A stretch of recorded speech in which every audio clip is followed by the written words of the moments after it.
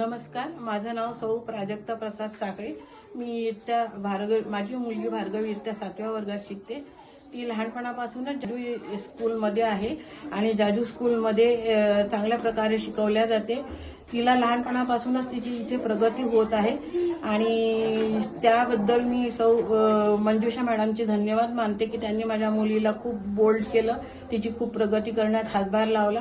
त्यानंतर आता ती फर्स्ट स्टँडर्डमध्ये जेव्हा आली तेव्हा सुजाता मॅडम आणि बाकीचे इतर स्टाफ मेंबर सुद्धा तिला चांगल्या पद्धतीने लाभले आहेत आणि त्यांनी सुद्धा प्रगतीला हातभार लावला आहे।